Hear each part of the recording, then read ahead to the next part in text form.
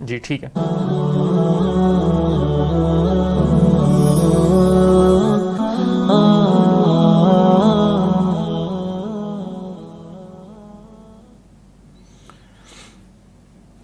اعوذ باللہ من الشیطان الرجیم. بسم اللہ الرحمن الرحیم.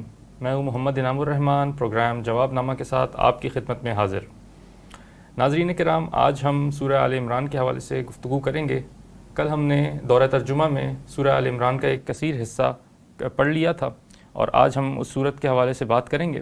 اس صورت کو عام طور پر دو حصوں میں تقسیم کیا جاتا ہے. جو اس کا پہلا حصہ ہے اس میں اہل کتاب سے خطاب ہے، اور بالخصوص عیسائیوں سے خطاب ہے، اور ان کے جو باطل عقائد اور نظریات ہیں ان کا رد ہے، اور ساتھ ہی ساتھ ان کو اللہ کے دین کی دعوت دی گئی ہے. جبکہ جو دوسرا حصہ ہے اس میں امت مسلمہ سے خطاب ہے، اور جو غزوہ احد کے حالات ہیں ان پر تبصرہ کیا گیا ہے، اور مسلمانوں کے لیے پھر ایک رائے عمل اور ایک امید کی کرن اس میں ہمیں دکھائی دیتی ہے. تو چلیے اب پروگرام کا باضابطہ آغاز کرتے ہیں. آپ کے سوالات ہمیں موصول ہو سکتے ہیں، آپ کمنٹ سیکشن میں ہمیں سوال بھیج سکتے ہیں، اور ہماری جو آن لائن کلاس ہے زوم کی اس حوالے سے، اس ذریعے سے بھی آپ ہمیں سوالات بھیج سکتے ہیں. آپ کے سوالات کے جوابات ہم لیں گے اپنے مہمان جناب خالد محمود عباسی صاحب سے. اور چلیے اب چلتے ہیں آپ کے سوالات کی طرف. خالد صاحب، سورہ آل عمران کا جو پہلا رکوع ہے اس حوالے سے اللہ تعالیٰ نے دو طرح کی آیات کو کیٹیگرائز کیا قرآن مجید کی، اور ساتھ ہی ساتھ رسوخ فی العلم کے حوالے سے گفتگو کی. یہ بتائیے کہ رسوخ فی العلم یا راسخون فی العلم، اس سے کیا مراد ہے؟ قرآن مجید کیا مراد لیتا ہے اس سے؟ دیکھیے، یہ اسے ہم اگر کچھ دوسری آیات کے تقابل سے دیکھیں گے تو بات بڑی آسانی سے سمجھ آ جائے گی کہ یہاں راسخون فی العلم سے کیا مراد ہے. یعنی اس میں الجھن سے آپ بچ جائیں گے. یہ جو آیات متشابہات ہیں جن میں لوگ پڑھ کے تو جن کے دلوں میں زیغ ہوتا ہے تو وہ اس میں پڑھ جاتے ہیں. فَأَمَّا الَّذِينَ فِي قُلُوبِهِمْ زَيْغٌ فَيَتَّبِعُونَ مَا تَشَابَهَ مِنْهُ، تو وہ اس متشابہ میں وہ پڑھ جاتے ہیں. تو یہ ایسی چیزیں ہیں کہ جن میں پڑھ کے لوگ گمراہ ہوتے ہیں. یہ سورہ بقرہ میں ہم پڑھائے تھے کہ کچھ چیزیں وہ ہیں جو تمثیلات ہیں جن سے لوگ گمراہ ہو جاتے ہیں. ان اللہ لا یستحیی ان یضرب مثلا ما بعوضۃ فما فوقها. اب وہاں پہ ایک چیز آئی جس سے کچھ لوگوں کے گمراہ ہونے کی بھی بات ہوئی. تو فرمایا کہ فاما الذین آمنوا فیعلمون انہ الحق من ربہم. تو وہ جو اللہ مثال بیان کرتا ہے تو جو ایمان والے ہوتے ہیں انہیں معلوم ہوتا ہے یہ حق ہے. واما الذین کفروا، اور وہ جو کافر ہوتے ہیں فیقولون ماذا اراد اللہ بہذا مثلا، وہ کہتے ہیں اللہ کے یہ مثال بیان کرنے کا مطلب کیا ہے، کیا ارادہ ہے اللہ کا یہ مثال بیان کرنے سے. اب بتایا یضل بہ کثیرا و یہدی بہ کثیرا. ٹھیک ہے کہ اسی سے بہت گمراہ کرتا ہے اللہ، بہتوں کو ہدایت دیتا ہے. تو ہدایت ایمان والوں کو دی اور گمراہ کافروں کو کیا. صحیح. اب آ جائیں راسخون فی العلم پر. تو یہاں اس شے کو جہاں وہاں پہ کہا تھا نا جسے وَأَمَّا الَّذِينَ آمَنُوا فَيَعْلَمُونَ أَنَّهُ الْحَقُّ مِن رَّبِّهِمْ، تو یہاں اسے کہا وَالرَّاسِخُونَ فِي الْعِلْمِ يَقُولُونَ آمَنَّا بِهِ. ٹھیک ہے. تو یعنی آپ اسے یوں بھی کہہ سکتے ہیں کہ وہ لوگ کہ جن کا میکینزم ٹھیک ہے سوچنے کا، فکر کے آلات ہیں نا. جی بالکل. ٹھیک ہے، جسے ہم دوسرے الفاظ میں عقل سلیم کہتے ہیں، فطرت سلیمہ کہتے ہیں. یہ پرورٹ نہیں ہوئی ہے، اس میں کوئی نقص نہیں پیدا ہوا ہے. جو اللہ تعالیٰ نے جو ان کا فکری فنکشن رکھا تھا وہ درست طور پر کام کر رہا ہے. تو انہیں یہ نتائج نکالنے میں کوئی دقت پیش نہیں آتی. اور جن کا پرورٹ ہو چکا ہوتا ہے کسی وجہ سے بھی، یا جن کے مالی مفادات نے یا تعصبات نے ان کی آنکھوں کے اوپر پردہ ڈال دیا ہوتا ہے، وہ ہیں کہ جو پھر اس میں مین میخ نکالتے ہیں اور اس کی وجہ سے وہ گمراہ ہوتے ہیں. سمپل. نہیں تو اور پتہ نہیں راسخون فی علم کے لیے گوتم بدھ کی طرح کتنے جنگلوں کے چکر لگانے پڑیں گے، ایسی کوئی چکر نہیں ہے. بس آپ کی فطرت سلیم ہونی چاہیے، عقل سلیم ہونی چاہیے. تو ان چیزوں سے بات سمجھنا آپ کے لیے مشکل نہیں رہتا. اور اس راستے میں پھر اللہ تعالیٰ مزید رہنمائی بھی انسان کی کرتا ہے. بالکل. وہ تو چیزیں کھلتی ہیں نا. اصل میں دیکھیں یہ جو دو چیزیں ہیں، ایک تو متشابہ شے ہے جس نے بہرحال ایک حد تک آپ کو ڈائریکشن دی ہے، کلی ڈائریکشن تو اس سے آپ کو نہیں ملی نا، ایک اندازہ ہوا آپ کو، تبھی تو وہ متشابہ ہے. ڈیفائنیبل نہیں تھی آپ کے لیے، آپ کو ممکن نہیں تھا اس کا فہم. اب اگلا مسئلہ یہ ہے کہ جب وہ لوگ کہ جو ٹیڑھی مزاج کے ہیں انہوں نے جب اس سے فتنے اٹھائے اس سے انہوں نے طرح طرح کی باتیں اشکالات کھڑے کیے، تو انہوں نے آپ کے ذہن میں بھی تو چکی چلا دی نا سوچنے کی، جی ٹھیک ہے. اس فتنے کے نتیجے میں آپ کو اور رسوخ فی العلم حاصل ہو جاتا ہے. اس شے کے اتنے پہلو آپ کے اپنے اس سے سوچ سے واضح نہیں ہوئے ہوتے جتنے اس مخالفانہ پروپیگنڈے کے رد عمل میں وہ چیز آپ پر کلیئر ہو کے آ جاتی ہے. تھوڑے وقت میں آپ ٹینشن میں جاتے ہیں، تھوڑا وقت آپ پہ برا گزرتا ہے، ایک آدھ دن کی نیند خراب ہوتی ہے، لیکن یہ کہ بالآخر آپ بڑی یعنی صحیح جگہ تک زیادہ اچھا وہ اب آپ کو ایک فہم تو حاصل ہو جاتا ہے اس سے. اب آپ بھی اسی جگہ جا کے کھڑے ہو جاتے ہیں کہ دوسرے کو کیسے سمجھائیں. وہ بھی اس سارے چکر سے گزرے گا تو تب جا کے اسے پوری طرح سمجھ میں آئے گی. تو یہ ہماری اصل میں زبان کا کہہ لیں، لغت کا کہہ لیں، اس کی کمی ہے نا کہ جس کی وجہ سے ہم اپنے سارے آئیڈیاز پوری طرح بیان نہیں کر سکتے. یہ اتنی معمول کی بات ہے کہ ہم کہتے ہیں میں اپنے جذبات کا اظہار الفاظ میں نہیں کر سکتا. تو یہ ایسی کیفیت میں یعنی وہ کانسیپٹ اتنا اجاگر ہو جاتا ہے کہ اب ہماری جو زبان ہے وہ محدود ہو جاتی ہے اس کو بیان کرنے میں. لیکن ہوتا وہ اسی پروسیس سے کہ ایک تصور تھا وہ ہمارے ذہن سے بہت بعید تھا، اس کو ابتدائی اس کا خاکہ قائم کرنے کے لیے ایک متشابہ آیت استعمال کی گئی، اس سے ایک ہمیں تصور آ گیا صحیح ڈائریکشن میں، کسی حد تک دھندلا تصور آ گیا. ادھر سے شیطانوں نے فتنہ کھڑا کر دیا کہ یہ کیا مطلب ہے، اور اس فتنے کے نتیجے میں آپ کا تصور جو تھا وہ واضح ہوتا چلا گیا، واضح ہوتا چلا گیا، واضح ہوتا چلا گیا. مطلب یہ ایک طرح سے بلیسنگ ان ڈسگائز. بالکل، یہ اصل میں یہی پروسیس ہے. ٹھیک ہے، یہ آپ کو آگے بھی جا کے ملے گا. یعنی یہ صرف یہ اس سے ملتی جلتی باتیں یہ دو مقامی نہیں ہیں. آگے سورہ حج میں ذکر آتا ہے کہ یہ القاء شیطانی ہوتا ہے جب اللہ تعالیٰ کتاب نازل کرتا ہے، اس میں جب اس طرح کی چیز آتی ہے متشابہ تو اس میں پھر شیطان غلط معنی ڈال دیتا ہے. اب ظاہر ہے وہاں القا شیطان فی امنیت ہی کا یہ مطلب تو نہیں ہو سکتا کہ شیطان نبی کے الفاظ کو تبدیل کر دیتا ہے. نیور، یہ نہیں ہو سکتا. وہ تو پروٹیکٹڈ ہوتے ہیں، وحی کو تو نہیں تبدیل کیا جا سکتا. وحی میں تو شیطان بگا دیے جاتے ہیں. وہ مخاطب کے ذہن میں معنی غلط ڈال دیتے ہیں، الٹا معنی ڈال دیتے ہیں، وہی پرورڈ لوگوں کے ذہنوں میں. اب جب وہ الٹا معنی ڈال دیتا ہے تو وہ پھر اس پر فتنہ کھڑا کر دیتے ہیں. یعنی کہ بات کہیں صحیح جاتی ہے لیکن ان کو سنائی غلط دیتی ہے. سنائی بھی صحیح دیتی ہے لیکن اس کی انٹرپریٹیشن ان کے ذہن میں غلط آتی ہے. اس طرح کر دیتے ہیں. صحیح. یہ بتائیے کہ قرآن مجید کا جو ایک طالب علم ہے اس کے لیے سورہ آل عمران کی 7 نمبر آیت جس میں قرآن یہ 2 آیات کا ذکر کیا گیا، اس کا صحیح فہم حاصل کرنا کتنا ضروری ہے؟ یہ تو سر یعنی یوں سمجھ لینا کہ جو بھی قرآن مجید پہ تدبر کرے گا، غور و فکر کرے گا، قرآن سے تعلق رکھے گا تو جلد یا بدیر وہ یعنی اس جگہ پہ آ کے پھنسے گا.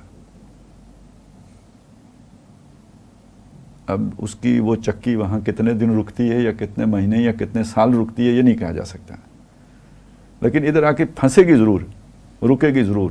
صحیح. اور جب وہ پھنسے گی تو پھر وہ تھوڑا یعنی کوشش کرے گا تو پھر آہستہ آہستہ انشاءاللہ اسے سمجھ بھی آ جائے گی. ٹھیک. آگے چل کر ذکر کیا گیا کہ اگر ایک انسان جو ہے وہ اپنے ایمان کو چھپا دے یا ایک الا ان تتقوا منہم تقات کے الفاظ آئے ہیں، یہ بتائیے گا کہ اسی سے ہی ایک تصور آیا ہے تقیہ کا. تو تقیہ کا جو ایک صحیح تصور جو قرآن مجید جس حد تک دیتا ہے وہ کیا ہے، اور تھوڑا سا ذرا روشنی ڈال دیجیے جو ایک پرورٹڈ تصور ہے اس حوالے سے تھوڑی سی گفتگو. دیکھیں جو بات یہاں پہ کہی گئی ہے پہلے ہم اسے اصولی طور پہ سمجھ لیتے ہیں، پھر باقی وہ ہر آدمی پھر خود ججمنٹ کر سکتا ہے، جج کر سکتا ہے کہ کیا صحیح بات ہے کیا غلط ہے. جو اصولی بات کہی گئی ہے وہ یہ ہے کہ پہلے مسلمانوں کو یہ کہا گیا کہ دیکھو اختیار سارا اللہ کے پاس ہے، بادشاہی کا بھی، اور یعنی بات یہ سمجھائی گئی کہ کسی کے پاس کوئی طاقت ہے تو اللہ ہی کی دی ہوئی ہے. قل اللہم مالک الملک تؤتی الملک من تشاء. اس کے بعد جو اگلی بات جوڑ کے کہی گئی کہ لا یتخذ المؤمنون الکافرین اولیاء، تم کافروں کو دوست نہ بناؤ. مومنوں کو نہیں بنانا چاہیے، کافروں کو دوست. تو جس نے یہ کام کیا یعنی کافروں سے دوستی کی تو وہ اللہ کی طرف سے کسی شے پر نہیں ہے. فلیس من اللہ فی شیء، اس مطلب اس کا ایمان کا تقاضا ہے قادر مطلق اللہ کو مانو، تو کسی اور کے پاس طاقت کیوں تم نے مان کے تو اسے اس وجہ سے دوستی کر لی ہے کفر کے باوجود. فلیس من اللہ فی شیء۔ اب یہاں پہ ایک استثناء، اور یہ ظاہر ہے رخصت کا پہلو ہمیشہ رکھا جاتا ہے، یہ سب کے لیے استثناء نہیں ہے، صاحب عظمت تو وہی ہوگا جو ڈٹ کے بات کرے، لیکن اگر فرض کریں بربنائے طبع بشری کسی لمحے کسی کے لیے کوئی اس طرح کا مسئلہ بن جاتا ہے تو اس کو ایک چھوٹ دی گئی ہے، یہ یہیں پہ نہیں دی گئی، اور جگہوں پہ بھی دی گئی، کلمہ کفر تک کہنے کی اجازت دی گئی ہے۔ تو وہ کہا گیا کہ اگر تم وقتی طور پر ان سے بچنے کے لیے کوئی ایسی بات مطلب ایک کوئی مدارت کر لیتے ہو، یا کوئی ان کے ساتھ اچھی طرح سے بات کر لیتے ہو، یا دوستی کا تاثر دے لیتے ہو، تو یہ تمہیں اس کی اجازت دی گئی ہے۔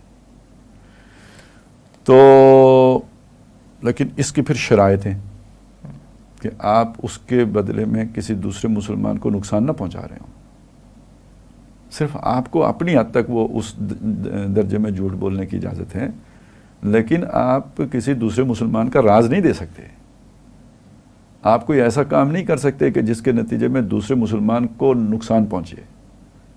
دوستی اس لیول تک اپنے بچاؤ کے لیے نہیں کی جا سکتی دوسرے کی کاسٹ پہ، وہ منع ہے۔ تو یہ تو ایک تھوڑی سی بات تھی، یعنی اگر اسے آپ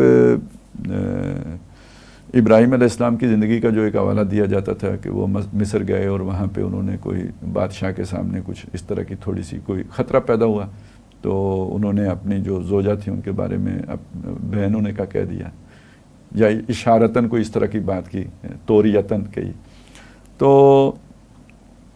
اس حد تک کی گنجائش ہے۔ اب یہ تو نہیں کہ آپ 180 درجے الٹے ہو جائیں، بالکل ہی صاف ہی وہ کپڑے ہی اتار لیں اپنے، ایسا نہیں ہے، اتنی کھلی چھٹی نہیں ہے۔ باقی جو ہوتا ہے نا جب آپ کچھ مسئلوں میں پھنستے ہیں تو پھر اس طرح کی آیات کا آپ سہارا لیتے ہیں، جیسے 9/11 کے بعد ہم پھنس گئے تو ہم نے کہا جی یہ تو افغانوں کو مروا سکتے ہیں اپنی جان بچانے کے لیے، تو یہ تو ظاہر ہے یہ مسئلہ تو نہیں تھا۔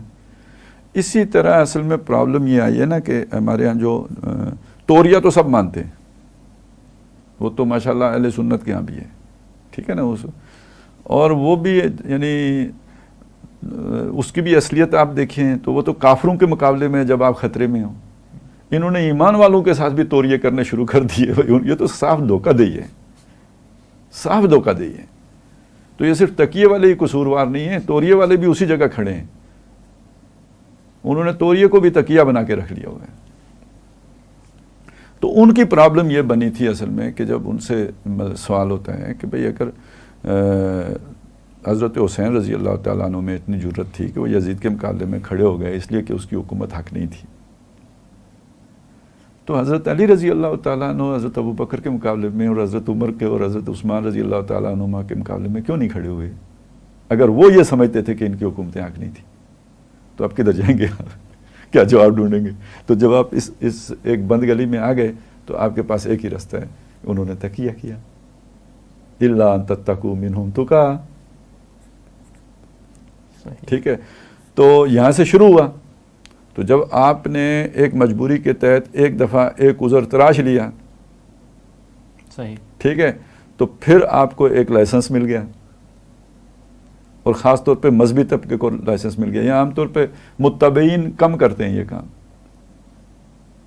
جو وہ لیڈر ہوتے ہیں نا وہ زیادہ کرتے ہیں، پھر ان کی زیادہ ضرورت ہوتی ہے، انہوں نے بہت سارے اپنے راز چھپانے ہوتے ہیں تو عوام کو پتہ لگ جائیں تو وہ پھر وہ جو بھرم ہوتا ہے وہ ٹوٹ جاتا ہے، نہیں رہتا باقی۔ تو پھر وہ عوام کو فتنے سے بچانے کے لیے بھی آپ تقیہ شروع کر دیتے ہیں۔ اور میں نے بتایا میرے ایکول، مجھے کوئی جیسے کنونشنل بینکنگ اور اسلامک بینکنگ میں کوئی بڑا فرق نہیں ہے، تو توریے اور اس میں بھی کوئی اتنا بڑا فرق نہیں ہے، وہ ٹھیک ہے، مطلب اصل روح کے اعتبار سے بہت بڑا فرق ہے، اصل کانسیپٹ کے اعتبار سے بھی بہت بڑا فرق ہے، لیکن پریکٹیکلی کوئی فرق نہیں ہے، جہاں پہنچا دیا گیا ہے نا، جہاں پہنچا دیا گیا ہے۔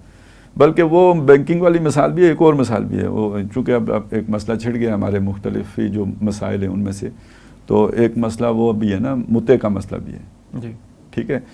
تو یہ تو ہمیشہ سے اختلافی چلا آ رہا ہے، لیکن جو اب ضرورت جب بن گئی ویکینڈ میریجز کی، تو جو آپ نے مسیار بنایا ہے وہ تو اس سے ورش ہے،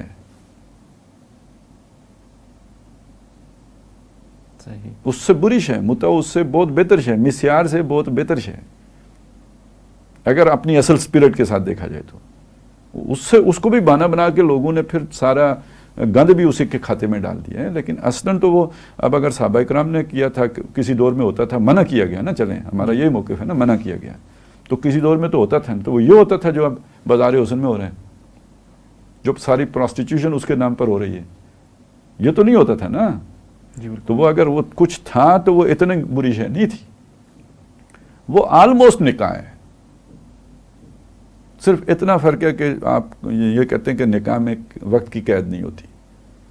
یہ نہیں ہوتا کہ جی 6 مہینے کے لیے نکاح کر رہا ہوں یا 15 دن کے لیے کر رہا ہوں، یہ نہیں ہوتا. متع میں یہ ہوتا ہے، بس اتنا فرق ہے. نکاح مقید ہے، اور وقت کے ساتھ طے کر دیا، اس کی ایک قید رکھ دی. باقی یہ آپ سوچیں کہ اس میں بھی ساری، اگر وہ صحیح طریقے صحیح کانسیپٹ پہ ہے، اس میں عدت بھی ہے. اور اس دوران اگر کوئی حمل قرار پا جاتا ہے تو وہ اسی کا ہے جس نے وہ نکاح کیا تھا. سارا کام ہی وہی ہے.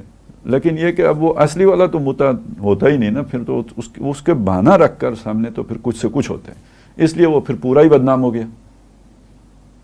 صحیح. ویورز، آپ کے سوالات کا ہمیں شدت سے انتظار رہے گا. آپ کمنٹ سیکشن میں فیس بک کے شبان المسلمین کے تمام پیجز پر یہ پروگرام لائیو نشر کیا جا رہا ہے، اور کمنٹ سیکشن میں آپ سوالات بھیج سکتے ہیں. ساتھ ہی ساتھ جو زوم کی ہماری آن لائن کلاس ہے اس کے ذریعے سے بھی آپ ہمیں سوالات بھیج سکتے ہیں. سوال ایک آیا ہے کہ سورہ بقرہ میں ابراہیم علیہ السلام نے مردے کو زندہ کرنے کی جو خواہش ظاہر کی اور جسے اللہ تعالیٰ نے قبول بھی فرمایا، تو کیا ہمیں بھی ایسی خواہش کرنی چاہیے؟ اور ابراہیم علیہ السلام کا ایمان تو ویسے ہی اتنا بلند تھا، تو پھر انہیں یہ ضرورت کیوں محسوس ہوئی؟ عبد المعید صاحب کا سوال ہے. دیکھیں، یہ پہلی بات تو یہ ہے کہ انبیاء کا معاملہ اور عام انسانوں کا معاملہ ایک نہیں ہوتے ہیں. ہمیں یہ خواہش ہو تو ضروری نہیں کہ ہماری خواہش پوری بھی ہو، بلکہ ہو سکتا ہے کہ اس خواہش کے نتیجے میں ہمیں اللہ کی جو تائید اور مدد حاصل ہے اس سے بھی محروم ہو جائیں. ہمیں اپنی اوقات دیکھنی ہے. اب ایک نبی کا اللہ کے ساتھ کیا معاملہ اور خلیل اللہ کا کیا معاملہ ہے، تو یہ سارے نبی بھی برابر نہیں ہے نا. تلک الرسل فضلنا بعضهم علی بعض، تو وہ حضرت ابراہیم علیہ السلام کا ایک خاص مقام ہے، مرتبہ ہے. اور انہوں نے اگر اللہ سے کبھی موسیٰ علیہ السلام نے فرمائش کر دی تھی کہ میں آپ کو دیکھنا چاہتا ہوں، تو وہ اس خاص قرب کی وجہ سے کی تھی نا. یہ ہر بندے کا یارہ تو نہیں ہو سکتا. تو باقی اگر کوئی کسی کو ہوگا تو وہ ہو سکتا ہے پھر گائے کی پوجا شروع کر دے. الٹا ہو گیا نا. تو ابراہیم علیہ السلام نے اللہ سے یہ نہیں کوئی ایسا مسئلہ تھا کہ انہیں اللہ کی قدرت کا یقین نہیں تھا. وہ صرف ایسی بات ہے کہ جیسے یہ بلب جل رہا ہے، مجھے بھی پتہ ہے جل رہا ہے، لیکن یہ کہ جب پہلی دفعہ آپ بلب دیکھیں گے تو آپ کے سوال پیدا ہوگا یار یہ جلتا کیسے. آپ کو اس کے جلنے کے پر کوئی شک نہیں ہے، لیکن آپ کی اس کے پیچھے کیا عوامل کار فرما ہے اس کے جلنے کے، وہ ذرا آپ کا ایک تجسس ہوتے ہیں. ظاہر ہے انسان یہ تجسس لے کے دنیا میں آیا ہے، تبھی تو یہ ساری سائنسی ترقی ہوئی ہے. وہ اس فینومنا کو سمجھنا چاہتا ہے کہ یار یہ کام کیسے ہوتا ہے. تو ابراہیم علیہ السلام کے سوال کی نوعیت اس طرح کی تھی. اس طرح کی نہیں تھی کہ انہیں کوئی شک تھا کہ اللہ تعالیٰ نہیں دوبارہ پیدا کر سکتا یا مردوں کو اللہ تعالیٰ جو ہے وہ زندہ نہیں کر سکتا. ایسا کوئی مسئلہ نہیں. بلکہ وہیں آتا ہے نا، اللہ نے پوچھا وَلَمْ تُؤْمِنْ، تمہیں شک ہے، مانتے نہیں ہو؟ کالا بلا، کیوں نہیں، مانتا ہوں. اب یہ جو اطمینان قلب، یہ تو ایمان کا اگلا درجہ ہے کہ گویا جو شے ایمان بالغیب ہے وہ ایمان بھی شہادہ بن جائے.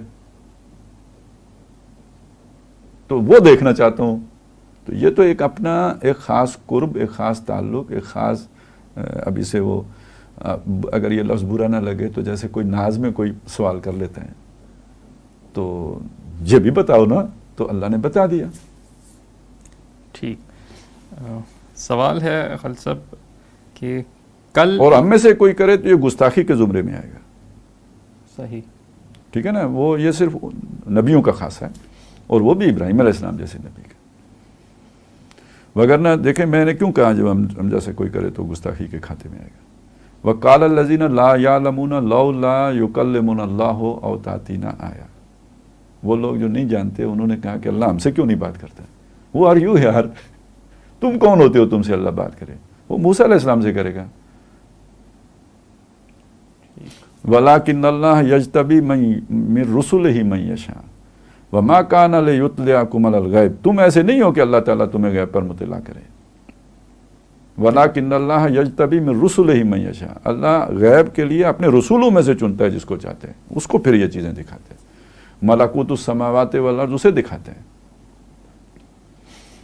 सही। अगला सवाल है, कल इल्म की ज़्यादती को भी एक मनफी अंदाज में पेश किया गया जिससे गुमराही का रास्ता खुल सकता है, इसकी मज़ीद वजाहत दरकार है। मुझे तो खैर बात समझ में नहीं है कि गुमराही का रास्ता किस बात से खुल सकता है। ये बात कहने से कि इल्म की ज़्यादती भी जो है ना वो चूँकि मनफी पेश किया गया तो ये पेश करने से गुमराही का रास्ता खुल सकता है, या उन्होंने उस बात को जो कही गई थी कि इल्म की ज़्यादती से भी गुमराही का रास्ता खुल सकता है, ये मफ़हूम है उससे। मैं समझने से ज़रा कासिर रहा हूँ, लेकिन बहरहाल जो बात है वो बात अपनी जगह पे सही है। एक हमारे यहाँ कौल मशहूर है, अल इल्मु हिजाबुल अकबर, इल्म सबसे बड़ा हिजाब है। और जिस सेंस में मैंने बात की थी, यानी हिजाब है हकीकत शनासी में, हिजाब है खुदा शनासी में, हिजाब बन जाता है कबूलियत हक़ में, इल्मी हिजाब बन जाता है। तो इस मानी में ये बातें आई हैं। बाकी मैंने जिस मानी में बात की, अभी आपने रासिखून फिल इल्म की बात की थी जी, तो अगर आदमी की वो यकसुई बरकरार रहती है तो जितना इल्म बढ़ता जाएगा इतनी अच्छी बात है। लेकिन मालूमात का आप पर अंबार आ जाए और उसके नीचे आप दब जाएं, जैसे रेशम का कीड़ा रेशम में दब जाता है, और असल हकीकत आप फरामोश कर बैठें, तो इल्म हिजाब बन गया या नहीं बन गया। आज दुनिया में एक जो साइंटिस्ट है उसके पास मालूम इंफॉर्मेशन की और इल्म की क्या कमी है, जो भी इस वक्त कायनात में जो वो देख रहा है दूरबीन और खुर्दबीन की मदद से, लेकिन उसका इस इल्म में गुम होना ही हकीकत से दूरी का सबब बन गया या नहीं बन गया। ठीक है, इसी तरह ये अब जिन लोगों को नहीं पता, लेकिन ये कि मतलब आपने अरबी सीखनी है, छोटी सी बात है, अरबी सीखनी है। अब ज़राबा ज़राबा ज़राबू ज़राबत ज़राबत ये करते हुए भी तो आपकी तवज्जो कहीं से तो हटेगी ना। ये तो बिल्कुल इब्तिदाई दर्जे में आपको सीखना ही है, लेकिन ये कि आप इसमें भी यानी अब वो पीएचडियाँ होती हैं जिस तरह, इसी में गुम हो जाएं अगर सर्फ नाहव के अंदर ही और सर्फ में ही, और असल मफहूम आपके ज़हनों से ओझल हो जाए। आज तजवीद एक फ़न बन चुका है, क़राअत और हुस्न क़राअत, और उस फ़न के जो भी लोग दुनिया में कुछ और गाते खाते हैं तो उनके साथ भी तो एक रब्तो ज़ब्त रखना ही पड़ता है। अब उसमें अल्लाह के अहकामात टूटना शुरू हो जाएं क्योंकि जनाब आप उस्ताद अमानत अली ख़ान से मिलने जा रहे हैं, तो बहरहाल ये चीज़ें जो हैं ऐसी कि आप किसी एक रास्ते में खूब जाएं, बेशक खैर का ही रास्ता हो, तो वो रास्ता भी आपको यानी बज़ाहिर वो नेकी का काम है, लेकिन उसमें ही डूब जाने से आप हकीकत शनासी से दूर हो जाते हैं। इल्म गैर नाफे आखिर क्या शय है, जिसको हदीस में कहा गया। हाँ, जो इल्म नाफे मांगा गया अल्लाह से, तो गोया इल्म गैर नाफे भी होता है, तब इल्म नाफे मांगा गया ना। सही, क्योंकि आमतौर पर तो हमारे यहाँ जो समझा जाता है वो यही है कि इल्म पूरे का पूरा जो है वो नफ़ा बख्श है। सर, इल्म में ईमान नफ़ा बख्श है। सही। और देखें ये भी है कि आपको अगर इल्म ईमान की भी चाशनी अमल से बेबरा कर दे तो वो भी गैर नाफे है। अब उठने को दिल ही नहीं करता महबूब के दर से।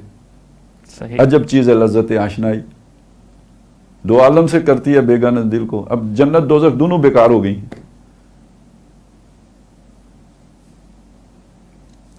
ठीक। अगला सवाल है हमारा, और कुरान कहता है कि अल्लाह के अजाब से मामून कोई भी नहीं है। तो access of everything is bad, हर चीज़ की ज़्यादती बुरी है। ठीक है, चलिए अगला सवाल लेते हैं हम। अस्सलामु अलैकुम, आयत नंबर 7 में जिन मुतशाबिहात का जिक्र है उनकी तादाद कुरान में कितनी है? क्या आयात से ज़्यादा हैं और पढ़ने वाले को उनका अंदाज़ा कैसे होगा? सैयद ज़रार आरिफ साहब का सवाल है। ये तो उसी मौके पे हमने वजाहत कर दी थी जी कि जो गैबी उमूर हैं वो सारे मुतशाबिहात में ही आएंगे। मोटी बात ये है تو اس میں جتنے بھی آخرت کی معلومات ہیں، جنت کی، دوزخ کی، فرشتوں کی، اسی طرح آپ اگر دیکھیں تو ایمانیات جتنے آپ کو اس کی جو بھی تشبیہات آئی ہیں یا جو تمثیلات آئی ہیں تو وہ سارے متشابہات ہی میں ہیں۔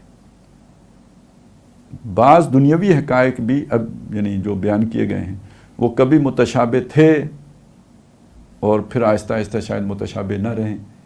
اب جنین کا تصور تھا پہلے تو وہ بھی ایک متشابہ امر تھا، کیسے بنتا ہے ہمیں نہیں پتہ۔ جینز کا، ہاں، جو رحم مادر میں بچہ پروان چڑھ کے وہ جن سے ہے نا ابھی، یعنی جو نظر نہیں آتا ابھی، جنین ہے وہ، مطلب جیسے جن ہوتا ہے، صحیح، تو جن بھی وہی شے ہے نا جو نظر نہیں آتی، نظروں سے جو اوجل ہے۔ تو اب جب آپ نے خوردبین ایجاد کر لی، آپ نے الٹرا ساؤنڈ کر لیا، تو اب وہ جو ہے متشابہ سے نکل کر محکم ہو گیا۔ آپ کو پتہ ہے سب سے پہلے کیا ہوتا ہے، پھر کیا ہوتا ہے، پھر کیا ہوتا ہے۔ تو یہ دنیاوی حقائق جو کچھ متشابہ تھے تو وہ محکمات میں داخل ہو رہے ہیں انسانی علم کی ترقی کے ساتھ ساتھ، لیکن جو پردہ غیب کی چیزیں ہیں وہ جب تک اس عالم میں آنکھ نہیں کھلے گی تو وہ متشابہ ہی رہیں گی۔ ٹھیک ہے، باقی کچھ لوگوں کا دعویٰ ہے کہ وہ جو کوئی علم لدنی ہوتا ہے، اس علم لدنی کی مدد سے اس عالم میں رہتے ہوئے بھی اس عالم کا کامل مشاہدہ ممکن ہے، واللہ عالم۔ یہ بہرحال قرآن مجید نے اس کا ہم سے تقاضا نہیں کیا کہ وہ والا علم حاصل کرو جس کے نتیجے میں تم یہاں بیٹھ کر وہاں کا سارا علم حاصل کر لو۔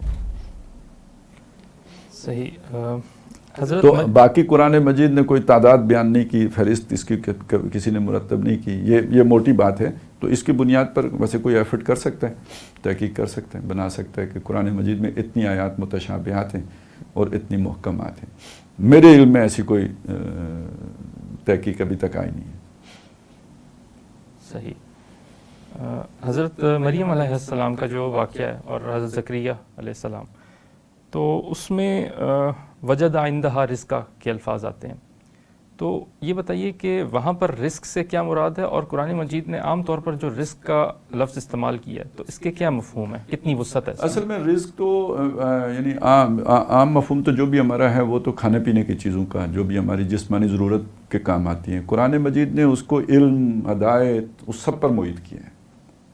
قرآن مجید نے اس کو بھی رزق کہا ہے، اور لیکن یہ کہ قرآن مجید نے ہدایت کو، علم حقیقت کو رزق قرار دیا ہے۔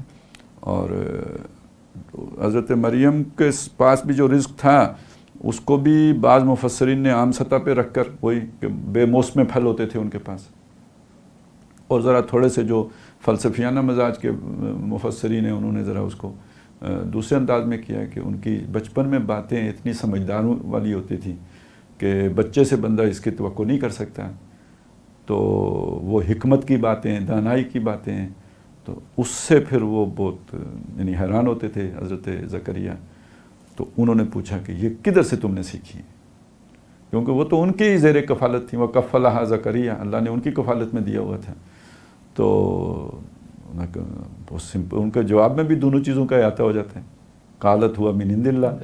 تو اب اگر وہ بے موسم پھل تھا تو بھی اللہ کے پاس سے آیا ہے، فرشتہ چھوڑ گئے، جبریل اگر آئے ہیں تو وہ دے گئے، اور یہ کہ اگر وہ حکمت کی باتیں تھیں تو انہوں نے کہا کہ یہ بھی وہ علم لدنی کہہ لیں چلیں کہ یہ اللہ کی طرف سے مجھے ملا ہے، ان اللہ یرزق من یشاء بغیر حساب۔ تو یہ جو بغیر حساب ہے یہ ذرا تھوڑا سا اشارہ ہدایت کی طرف کر رہا ہے، کیونکہ اس کی کوانٹٹی معلوم کرنا ممکن نہیں ہوتا۔ باقی کیلے آئیں آپ کے پاس، آم آئیں یا جو بھی آئے تو بہرحال وہ کوانٹٹی میں ہی آئے گا، یہ نہ اور تولا جا سکتا ہے وہ ہاں وہ ناپنے تولنے کی شے ہے۔ صحیح۔ چلیے نیکسٹ سوال ہے کہ حضرت عیسیٰ علیہ السلام کے بارے میں اللہ تعالیٰ نے فرمایا کہ وَيُعَلِّمُهُمُ الْكِتَابَ وَالْحِكْمَةَ وَالتَّوْرَاةَ وَالْإِنْجِيلَ۔ تو اس میں سوال یہ ہے کہ تورات تو پہلے ہی نازل ہو چکی تھی، تو پھر مسیح علیہ السلام تورات کی تعلیم دینے کس طریقے سے آئے؟ یعنی انجیل کا تو سمجھ میں آتا ہے، ٹھیک ہے، تورات کس طرح؟ یعنی اس میں اصل میں جس چیز کا تعین کیا جا رہا ہے وہ یہ ہے کہ تورات کو منسوخ کرنے نہیں آئے ہیں، تورات کو سمجھانے، اس کی تبیین کرنے آئے ہیں۔ ایک بات تو یہ ہے۔ دوسرا یہ کہ یہ ذہن میں رہے کہ کتاب کے ہوتے ہوئے بھی کتاب کے غلط مفاہیم عام ہو جاتے ہیں، روایات خرافات کی صورت اختیار کر لیتی ہیں. اسی لیے ہماری امت میں بھی مجددین آتے ہیں جو آ کے دین کو تازہ کرتے ہیں. تو اس تورات کے بارے میں بھی اگر کچھ غلط انٹرپریشنز ہو رہی ہیں تو ان کو بھی آ کے انہوں نے ٹھیک کرنا ہے. تو اللہ ان کو سکھائے گا تو وہ آگے ٹھیک کریں گے.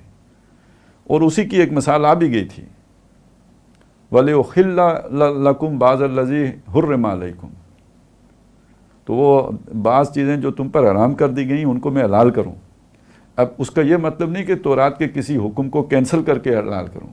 تورات میں وہ حرام ہی نہیں تھی، وہ تمہاری روایت نے حرام کر دی تھی. صحیح. وہ اونٹ تھا نا، اونٹی کا ذکر ہے. آگے جا کے تو وہ آ جاتا ہے کہ سارے کھانے حلال تھے بنی اسرائیل پر. الا ما حرم اسرائیل علی نفسہ. حضرت یعقوب نے خود اپنے اوپر وہ روک لیا تھا، پسند نہیں تھا تباً. اب وہ روایت بن گئی اور انہوں نے سمجھ لیا یہ حرام ہے. تو پھر قرآن نے کہا کہ فاتو بالتوراۃ فتلوہا، لاؤ نا تورات، اس میں سے پڑھ کے سناؤ. تو یہ چیز پھر آ کے حضرت مسیح علیہ السلام نے کھولنی تھی. باقی جو کچھ اور ہوگا جو ہمیں نہیں معلوم، وہ تو اگر آپ شاید کوئی تفصیلات کوئی پڑھے یا تحقیق کرے تو شاید وہ چیزیں بھی معلوم ہو جائیں کہ تورات کی وہ اگر تعریف کرتے تھے، اگر تورات کے اندر وہ اس کے کلمات کو اس کے مواضع سے ہٹا دیتے تھے، اگر وہ تورات پڑھتے ہوئے یلوون السنتہم بالکتاب لتحسبوہ من الکتاب کا انداز اختیار کرتے تھے، ویقولون ہوا من عند اللہ وما ہوا من عند اللہ کا انداز اختیار کرتے تھے. تو اب وہ ساری کتنی چیزیں تھیں اور ان کے معاشی فائدے ان کو کیا پہنچ رہے تھے، تو وہ سارے بھی تاکہ انہوں نے ٹھیک کرنے تھے نا. تو اس لیے انہیں تورات کی بھی تعلیم دی گئی تاکہ وہ آگے بھی تورات کو واضح کر سکیں اور تورات کو اس کی اصل روح کے مطابق زندہ کریں. صحیح.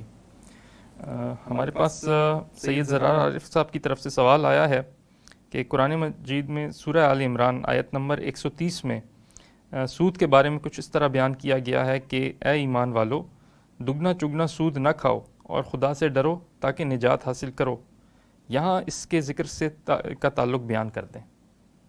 یا ایھا الذین آمنوا لا تاکلوا الربا. پتہ نہیں شاید وہ میں نے تو وہیں پہ بیان کر دیا تھا کہ غزوہ احد کے تناظر میں یہ بات کہی گئی ہے، اور غزوہ احد کے حوالے سے تبصرہ کرتے ہوئے اللہ تعالیٰ نے آگے جا کے یہ بھی بیان کیا ہے کہ جن لوگوں نے کمزوری دکھائی ہے، اور ایک سے زیادہ دفعہ بیان کیا ہے کہ اس کا سبب ان کا اپنا عمل بنا ہے، کوئی سابقہ عمل بھی بنے، کہ ان الذین تولوا منکم یوم التقى الجمعان فانما استزلهم الشیطان ببعض ما کسبوا.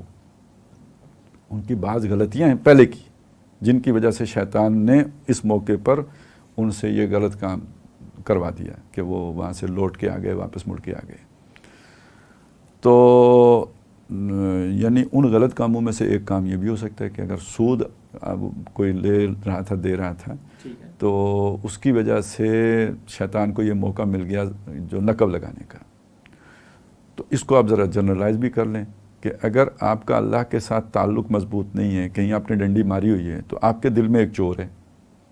ویسے آپ اللہ کے لیے چلتے رہیں گے، لیکن جب آپ پر آ جائے گا کوئی ایسا پریشر کہ جہاں اللہ تعالیٰ کی آپ کو زبردست مدد کی ضرورت ہے، تو ساتھ ہی دل کا چور بتائے گا کہ وہ تو میں نے یہ بھی کیا ہوا ہے، پتہ نہیں میری مدد ہوگی کہ نہیں ہوگی.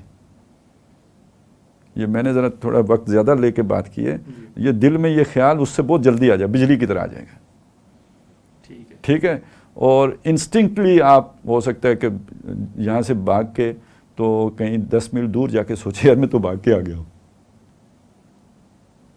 یہ ہے کہ جس تناظر میں، یعنی یہ اب ہمارے لیے ایک رہنمائی ہے کہ اگر آپ نے اللہ کے لیے کھڑا ہونا ہے تو بڑے شدید حالات آنے، حتیٰ یقول الرسول والذین آمنوا معہ متی نصر اللہ. تو ان شدید حالات میں آپ کے قدم مضبوط کیسے رہیں گے؟ جتنا آپ کا شدید اللہ سے تعلق ہوگا. اگر آپ کے تعلق میں کمی ہوگی تو وہ کمی کا سبب کوئی نہ کوئی گناہ ہوگا، اور وہ شے ہے کہ جو آپ کو پھر بزدلی پر یا اللہ کی تائید سے محرومی کی طرف لے کے جائے گی. تو وہ ایک سود ہی نہیں ہوئے، اور بھی چیزیں ہو سکتی ہیں. تیسری سطح اس کی یہ ہے کہ دیکھیں سود کا لینے دینے کا مطلب ہے دنیا کی محبت، سرمایہ دارانہ سوچ، مال بڑھانے کی خواہش. تو آپ کو دنیا بنانے کی خواہش ہے تو آپ اپنی جان کیسے خطرے میں ڈالیں گے؟ آپ تو مالی مفاد خطرے میں نہیں ڈال سکتے, تو مال سے زیادہ جان عزیز ہوتی ہے. تو یہ تو بالکل اب ہم نے آ کے نہیں, بالکل جسے کہتے ہیں نا سیدھی سی بات ہے جو عقل میں بھی آنے والی ہے. مال تو جان سے کم تر شے ہے, جان پہ بنتی ہے, ڈاکو پستول رکھتا ہے بندہ, مال دے دیتا ہے سارا, تو جوری حوالے کر دیتے ہیں. سیانے کہتے ہیں کہ یار بندے کا بازو بھی قیمتی ہے, دولت سے ٹوٹ گیا تو بڑا خرچہ ہوتا ہے. تو آدمی قیمتی ہے اور مال اس سے کم قیمتی ہے. تو جو آج تک اپنا مال کے حوالے سے اپنا لالچ پہ قابو نہیں پا سکا, وہ جان کیسے دے سکتے ہیں اللہ کی راہ میں؟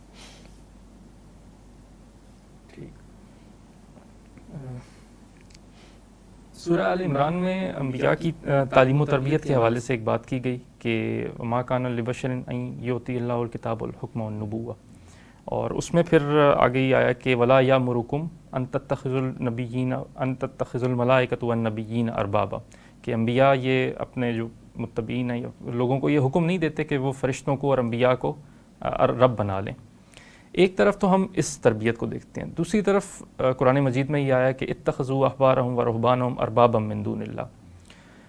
تو یہ بتائیے کہ یہ جو دو طرح کے نظام ہے تربیت یا جو انداز تربیت ہیں, ان کا جو پروڈکٹ ہے وہ کس طرح سے آپس میں مختلف ہوتا ہے؟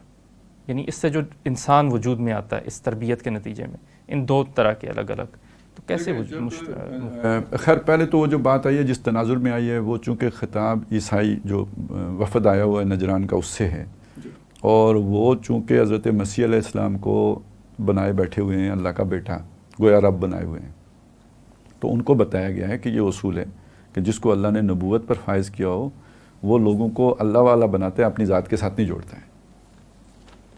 ٹھیک ہے. وہاں تو وہ یہ بھی ہے نا کہ وہ تو یہ نہیں کہے گا کہ میرے بندے بن جاؤ, عباد لی من دون اللہ, اللہ کو چھوڑ کر میرے بندے بن جاؤ, بلکہ وہ کہے گا کونو ربانیین, اللہ والے بنو, رب والے بنو, بما کنتم تعلمون الکتاب و بما کنتم تدرسون. ٹھیک ہے, وہ تم اللہ والے بن کے رہو. تو اس کی دعوت کا نقطہ یہی ہوگا. اچھا یہ بات بھی کہی گئی تھی یعنی اسی جگہ پہ اس سے پہلے کہ یہ دیکھو کہ عیسیٰ علیہ السلام نے آ کے کیا کہا تھا, ان اللہ ربی و ربکم فاعبدوہ, بے شک اللہ میرا بھی رب ہے اور تمہارا بھی رب ہے, پس اسی کی عبادت کرو. اور یہ بات یہودیوں نے نہیں مانی تھی, اسی کے کفر کا احساس کہ فلما حس عیسیٰ منہم الکفر. تو یعنی نبی ہمیشہ یہ کام کرتے رہے ہیں, اور حضرت مسیح علیہ السلام بھی اللہ کے بیٹے نہیں, اللہ کے بھیجے ہوئے ایک نبی ہیں, تو وہ یہ کبھی نہیں کرتے. اس کے بعد یہ کہا گیا کہ اگر یعنی وہ یہ تو بالکل ہی نہیں کہتے کہ تم فرشتوں کو یا نبیوں کو اللہ کو چھوڑ کر اپنا رب بنا لو. کیا تمہیں کفر کا حکم دیں گے بعد اس کے کہ تم اسلام لا چکے ہو؟ تو نبی تو اسلام کی طرف بلانے آئے ہیں نہ کہ کفر کی طرف بلانے آئے ہیں. تو پھر یہ سارا کون کرتا ہے؟ نبیوں کو رب کون بناتا ہے؟ یہ بعد والے بناتے ہیں.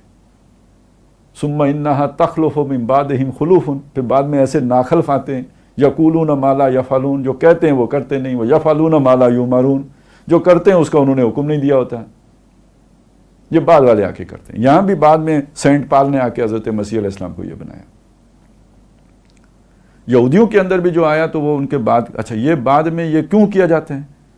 ایک تو آپ کہیں نا کہ بھئی شیطان حق سے ورگلانے کے لیے لوگوں کو کوئی نہ کوئی لالی پاپ دے کے اس کے پیچھے چلانا چاہتے ہیں. دوسرا یہ کہ وہ صرف اتنا ہی تو نہیں کرتا ہے, اس نے بھی تو کوئی مستقل انتظام کرنا ہے. ایک گروہ کا وہ مستقل ایک مفاد بنا دیتے ہیں, اس مفاد کے تحفظ کے لیے یہ بت ضروری بن جاتے ہیں, انٹرسٹ گروپ وجود میں آتے ہیں. وہ جو ہم نے سورہ بقرہ میں پڑھا ہے وَمِنَ النَّاسِ مَن يَتَّخِذُ مِن دُونِ اللَّهِ أَندَادًا يُحِبُّونَهُمْ كَحُبِّ اللَّهِ. تو لوگ اس سے محبت کرتے ہیں اور اس محبت کے نتیجے میں قربانیاں دیتے ہیں.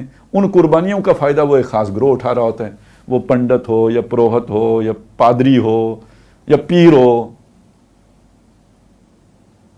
تو یہ تراشے جاتے ہیں بت تاکہ لوگوں سے مال اینٹھا جائے اور پھر اس پر عیاشی کی جائے. دنیا میں مذہب سے بڑی بدترین جو ہے نا وہ ایکسپلائٹیشن کسی اور کھاتے میں نہیں ہوئی ہے, اور اب بھی ٹھپا انہی سے لگوایا جاتے ہیں نا. اسلامی کا. تو اس کے لیے پھر وہ بت بنائے جاتے ہیں. یہ ہوتا ہے. اچھا اب یہ جو اہم نقطہ ہے کہ یہ جو تنزل ہوتا ہے, اچھا یہ جڑ جائے گا کان الناس امۃ واحدہ کے ساتھ بھی. لوگ تو ایک ہی اس پہ تھے, پھر وہ بعد میں آ کے لوگوں نے ان کو خراب کیا, پھر اللہ نے نبی بھیج کے سیدھا کیا, پھر خراب ہوتے گئے. یہ تو پورا ایک یعنی تاریخ ہے انسانوں کی. تو اب وہ بت بننے کے حوالے سے نوٹ کریں کہ جب اس نے جو نبی آیا اس نے تو جوڑا اللہ کے ساتھ, اور اللہ کے ساتھ جوڑ کے گویا نظریات کے ساتھ جوڑا ہے, توحید کے ساتھ جوڑا ہے, رسالت کے ساتھ جوڑا ہے, آخرت کے ساتھ جوڑا ہے, اللہ کے احکامات کے ساتھ جوڑا ہے. جو بعد میں آئے انہوں نے نظریات سے کاٹا, شریعت سے کاٹا, توحید سے کاٹا. جوڑا کس سے؟ شخصیت سے جوڑا. انہوں نے شخصیت سے جوڑا. وہ شخصیت خواہ فرشتوں کی ہو یا نبی کسی کی ہو, مسیح علیہ السلام کی ہو یا عزیر علیہ السلام کی ہو, شخصیت سے جوڑا. یہی مسلمانوں سے کہا گیا وما محمد الا رسول قد خلت من قبل الرسل افإن مات أو قتل انقلبتم على أعقابكم. اور یہی آپ کی پوری تاریخ ہے کہ جس میں جو ایک مجدد اٹھا ہے اس نے اصلاح کی ہے, اور اس نے اصلاح نظریات کی بنیاد پہ کی ہے, لوگوں کو اللہ کا بندہ بنایا ہے. کونوا ربانیین. اس کے جو متبعین اٹھے ایک نسل دوسری نسل میں جا کے, انہوں نے اس کی شخصیت کا بت تراشا. وہ مجدد تھے, وہ مجدد اکبر تھے, وہ شیخ اکبر تھے, وہ رات کو سوتے نہیں تھے, دن کو جاگتے نہیں تھے, پتہ نہیں کیا کیا جو بھی کچھ ہے سارا محیر العقل چیزیں اس کے ساتھ جوڑی, اس کا ایک بت تراشا, لوگوں کو اس کی یعنی ایک محبت میں گرفتار کیا, اس کے نظریات کو چھپایا, اس کی فکر کے چونا لگایا, اس کو دبایا, جیسے یہودیوں نے اللہ کی کتابوں کو دبایا. یہی تاریخ ہے آپ, یہی ہماری آنکھوں کے سامنے ہوئے کہ جن لوگوں نے اپنے مطلب ڈاکٹر صاحب کو لے لیں, وہ تو کبھی اپنی شخصیت کو یعنی کسی کو اپنے ذات کے ساتھ نہیں جوڑا. اور میں سمجھتا ہوں جو تھوڑی ڈانٹ ڈپٹ کرتے تھے وہ بھی اسی لیے کہ کوئی میری محبت میں گرفتار نہ ہو. اب دیکھیں نظریات پس پشت, شخصیت کو آگے کیا جا رہے ہیں. چند سالوں کی بات ہے تو وہ بھی کوئی پتہ نہیں کتب دورہ ہو جائیں گے یا کیا بن جائیں گے, ہو جائے گا, لیکن فکر جو ہے نا پرورٹ ہو جائے گی. یہی ہوتا ہے جی سارا. اب وہ امین حسن اصلاحی صاحب, حمید الدین فرائی صاحب, اب ان کے شاگرد کون ہیں, ان کو ان کی فکر سے کیا لینا دینا پائی. صحیح. تو یعنی کہ جو انبیاء اپنے متبعین پیدا کرتے ہیں, فالورز ہوتے ہیں, وہ ان کی شخصیت کے ساتھ یعنی اس طریقے سے نہیں جڑتے. یعنی جو انبیاء جس طرز پر ان کی تربیت کرتے ہیں, بلکہ وہ اللہ والے ان کو اصل انہیں جوڑتے ہیں اللہ سے, اصل انہیں جوڑتے ہیں اللہ سے. لیکن چونکہ وہ خود اللہ کے نمائندے ہوتے ہیں, ایک حد تک ان کی شخصیت کے ساتھ اتباع ان کی تو کرنی ہے نا. جی بالکل. اللہ کے تابعداری ان کی اتباع کے بغیر تو نہیں ہو سکتی. اس حد تک ان کی شخصیت کی امپورٹنس ہوتی ہے. لیکن بعد والے تو کسی کی یہ بھی نہیں ہوتی. لیکن یہ لوگ کیا کرتے ہیں کہ ان کی شخصیت کو اللہ کے مقابل لے آتے ہیں, صحیح, ضد اور ند بنا دیتے ہیں, انہیں رب بنا کے پیش کر دیتے ہیں, جیسے حضرت مسیح علیہ السلام کے ساتھ ہوا. ٹھیک. تو اللہ تعالیٰ تو حضرت مسیح سے پوچھیں گے نا قیامت کے دن, تم نے لوگوں سے کہا تھا کہ مجھے اور میری ماں کو رب بنا لو اللہ کو چھوڑ کر. تو وہ کہیں گے اللہ میں تو جب تک ان کے درمیان رہا تو ان کو میں نے یہی کہا تھا کہ اللہ تیرا رب تمہارا رب ہے. جب تو نے مجھے اٹھا لیا اس کے بعد تجھے پتہ ہے یہ کیا کرتے ہیں, مجھے تو نہیں پتہ انہوں نے کیا کیا میرے پیچھے.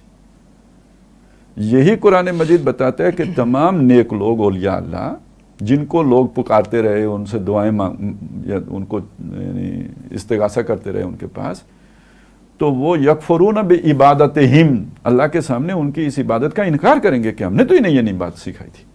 اور ظاہر ہے وہ کیوں سکھائیں گے. چلیے لاسٹ سوال ہے اور اس کے بعد ہم پروگرام کو اختتام کی جانب بڑھیں گے. سوال یہ ہے کہ جب بنی اسرائیل کے لوگوں نے اپنے جو اس وقت کے نبی تھے سمویل جن کا نام آتا ہے, ان سے درخواست کی کہ ہمارے لیے کوئی بادشاہ بنایا جائے اور جس کی قیادت میں ہم قتال کریں, تو انہوں نے پھر حضرت طالوت کو اللہ تعالیٰ نے بنایا بادشاہ. جبکہ جو ملأ قوم ہے یا جو قوم کے بنی اسرائیل کے اس وقت کے سردار ہیں ان میں سے ہم دیکھتے ہیں کہ کسی کو بھی نہیں بنایا گیا. تو اب اس میں سوال یہ ہے کہ ایک ایسی جماعت جو کہ اللہ کے دین کے غلبے کے لیے کام کر رہی ہو، اس کی لیڈرشپ اللہ تعالیٰ کے نزدیک کون سے ایسے یعنی وہ اصول ہیں یا کون سے ایسے اوصاف ہیں جو کہ اس کی لیڈرشپ میں ہونے چاہیے؟